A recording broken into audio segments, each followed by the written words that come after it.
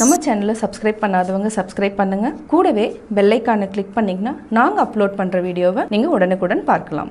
Hello friends, welcome to pebbles. நான் செய்ய போகிறது 7 கப் பர்ஃபி. இது வந்து ரொம்ப ஈஸியாக பண்ணலாம். அதாவது 7 பொருட்களை வச்சு நம்ம செய்ய போகிறோம். வாங்க எப்படி செய்கிறதுன்னு பார்க்கலாம். தேவையான பொருட்கள்: 1 கப் முந்திரி எடுத்துக்கலாம். முந்திரி வந்து நம்ம பொடி பண்ணி வச்சுக்கலாம். 1 கப் கடலை மாவு, 1 கப் நெய், 1 கப் பால், 1 கப் துருவன தேங்காய், 2 கப் சர்க்கரை. ஃபஸ்ட்டு வந்து நம்ம இதை பொடி பண்ணிவிட்டு தனியாக எடுத்து வச்சுக்கலாம். இப்போ எப்படி செய்கிறதுன்னு பார்க்கலாம். முந்திரி வந்து நம்ம அரைச்சிட்டு இந்த மாதிரி சளிச்சு வச்சுக்கலாம். ஃபஸ்ட்டு நம்ம ஒரு பேனில் கடலை மாவு எடுத்துக்கலாம். இதை நல்லா வறுத்துக்கோங்க. கடலை மாவு வறுத்துட்டுனா அந்த பச்சை வாசம் இருக்காது. இப்போ 1 நிமிஷம் வரைக்கும் நம்ம நல்லா வறுத்துட்டோம். இப்போ வந்து நெய் ஆட் பண்ணிக்கலாம். இது வந்து ஃபஸ்ட்டு ஆஃப் பண்ணிவிட்டு நீங்கள் நல்லா மிக்ஸ் பண்ணி விட்டுட்டு அதுக்கப்புறம் நம்ம வந்து ஆன் பண்ணிக்கலாம். கட்டி இல்லாமல் கலந்துக்கோங்க. அதுக்கப்புறம் நம்ம கேஸ் ஆன் பண்ணிக்கலாம். நெய் நல்லா மிக்ஸ் ஆகிடுச்சு, அதாவது கட்டி இல்லாமல் கலந்துட்டோம். இப்போது முந்திரி பவுடர் போட்டுக்கலாம். அதாவது ஆல்ரெடி அரைச்சி வச்சுருக்கிறத ஆட் பண்ணிக்கலாம். தேங்காய் நல்லா மிக்ஸ் பண்ணிக்கோங்க. சர்க்கரை 2 கப், அதுக்கப்புறம் பால். தேவையான பொருட்கள் நம்ம எல்லாத்தையுமே ஆட் பண்ணிட்டோம். இதை வந்து நல்லா மிக்ஸ் பண்ணிகிட்டே இருங்க. சுருண்டு வர டைமுக்கு நம்ம ஆஃப் பண்ணிவிட்டு, அதாவது ஆல்ரெடி நம்ம வந்து ஒரு தட்டில் வந்து நெய் வந்து மிக்ஸ் பண்ணி வச்சுருக்கேன். அதாவது தட்டு ஃபுல்லாக அப்ளை பண்ணி வச்சுருக்கிறேன் ஈஸியாக எடுக்கிறதுக்கு. இது நல்லா சுருண்டு வர அளவுக்கு நல்லா கலக்கிட்டே இருக்கணும். அடி பிடிக்கக்கூடாது. இந்த மாதிரி சுருண்டு வர ஆரம்பிச்சிருச்சு. இப்போ நம்ம பிளேட்டில் அப்படியே கொட்டிட்டு சமப்படுத்திக்கலாம்.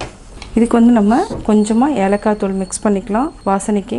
நல்லா கலக்கி விட்டுட்டு இப்போ அப்படியே கொட்டிடலாம். ஆல்ரெடி நெய் வந்து தடவி வச்சுருக்கேன்.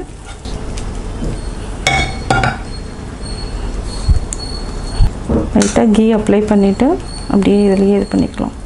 இது வந்து 20 நிமிஷம் அப்படியே வச்சுக்கோங்க. அதுக்கப்புறம் நம்ம கட் பண்ணிக்கலாம். இப்போ நம்ம கட் பண்ணிக்கலாம். ஃபஸ்ட்டு ஓரத்துலலாம் இது பண்ணிக்கலாம். இதுக்கு வந்து வேறு ஷேப் போட்டுக்கலாம். இது நம்ம லைட்டாக டைமண்ட் ஷேப்புக்கு மாற்றிக்கலாம். இப்போ தனியாக எடுத்துக்கலாம். 7 கப் பர்ஃபி ரெடி.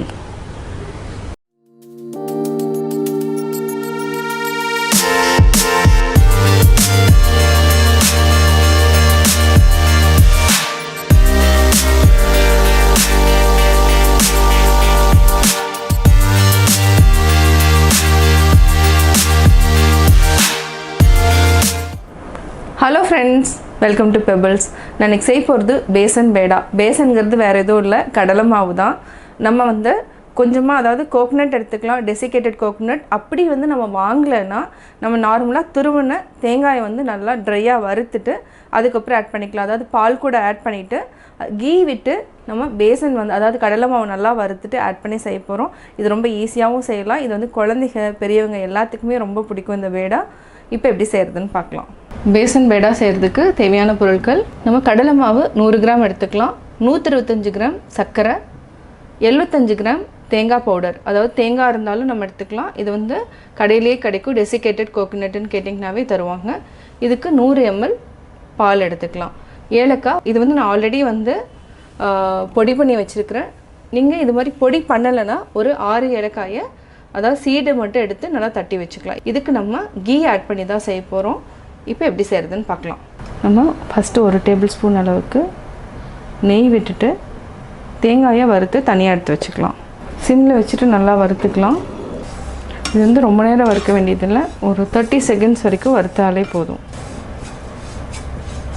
அவ்வளோதான். இதை வந்து தனியாக நம்ம எடுத்து வச்சுக்கலாம். ஒரு பிளேட்டில் கொட்டிக்கலாம். ஒரு பேனில் 3 டேபிள் ஸ்பூன் அளவுக்கு நெய் விட்டுருக்குறேன். இப்போ நம்ம கடலை மாவை ஆட் பண்ணிக்கலாம். கடலை மாவை நெய்யில் நல்லா வறுத்துக்கணும். பச்சை வாசம் போகிற வரைக்கும் சிம்மில் வச்சுட்டு நல்லா வறுத்துக்கலாம். இது வந்து வறுக்கிறதுக்கு மினிமம் ஒரு 4 நிமிஷம் ஆகும். 4 to 5 நிமிஷம் வரைக்கும் ஆகும். அப்படியே கட்டி இருந்ததுன்னா கட்டியும் அப்படியே எடுத்துருங்க. ஒரு 3 நிமிஷம் ஆகிடுச்சு. நம்ம சர்க்கரையும் ஆட் பண்ணிக்கலாம். இதே இன்னும் கொஞ்சம் லேட்டாக ஆட் பண்ணிக்கலாம். இது கூட நம்ம பவுடரும் ஆட் பண்ணலாம், சர்க்கரையும் ஆட் பண்ணிக்கலாம். இதுலேயே அப்படியே தண்ணி விட ஆரம்பிக்கும். சிம்மில் வச்சுட்டு நல்லா வறுத்துட்டே இருக்கலாம். நம்ம ஒரே 1 டேபிள் ஸ்பூன் அளவுக்கு தண்ணி விட்டுக்கலாம். இப்போ நம்ம 1 டம்ளர் பாலும் ஆட் பண்ணிக்கலாம். கட்டி இல்லாமல் நல்லா மிக்ஸ் பண்ணிகிட்டே இருங்க. சீக்கிரமாக இது கெட்டியாயிடும். இப்போ நம்ம கேஸ் ஆஃப் பண்ணிவிட்டு கட்டி வந்து நல்லா கரைச்சிட்டு அதுக்கப்புறம் திருப்பியும் கேஸ் ஆன் பண்ணிக்கலாம். நல்லா மிக்ஸ் பண்ணிகிட்டே இருங்க. சர்க்கரையும் நல்லா அப்படியே கரைஞ்சிட்டே இருக்கும். நம்ம இந்த ஸ்டேஜில் கொஞ்சமாக நெய் விட்டுக்கலாம்.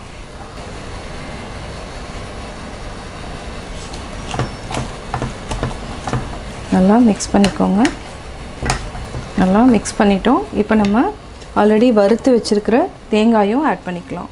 இது வந்து தேங்காய் ஆட் பண்ணுறப்ப என்னென்னா டேஸ்ட் வந்து நல்லாயிருக்கும். அதே மாதிரி பேடா வந்து பால் ஊற்றிருக்கிறதுனால டோட்டலாக வந்து தேங்காய் கடலை மாவு 2 டேஸ்ட்டுமே கிடைக்கும் நம்மளுக்கு.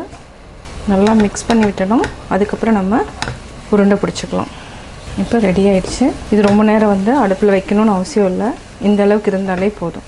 ஆற வச்சு நம்ம உருண்டை பிடிச்சிக்கலாம். பேசன் பேடா ரெடி ஆயாச்சு. அவ்வளோதான். இப்போ கேஸ் ஆஃப் பண்ணிட்டோம். இப்போ நம்ம ஏலக்காய் பவுட்ரு போட்டுக்கலாம். ஒரு 1/4 டீஸ்பூன் அளவு போட்டுக்கிறேன். அதாவது 6-7 ஏலக்காய் இருக்கும். இதையும் நல்லா மிக்ஸ் பண்ணிக்கோங்க. ஆற வச்சு உருண்டை பிடிச்சிக்கலாம். ஆறிடுச்சு. இப்போ நம்ம உருண்டை பிடிச்சிக்கலாம். இது நல்லா ஓவல் ஷேப் மாதிரி கொண்டு வாங்க. அதுக்கப்புறமா நம்ம லாஸ்ட்டில் வந்து சின்ன மோல்டு அது மாதிரி இருந்துச்சுன்னா எடுத்து ஒரே ஒரு, அதாவது அச்சு மாதிரி இருந்துச்சுன்னா அதில் நம்ம அப்படியே ஒரு ஃப்ளவர் மாதிரி பண்ணிக்கலாம். இந்த மாதிரி ஷேப் பண்ணிக்கலாம்.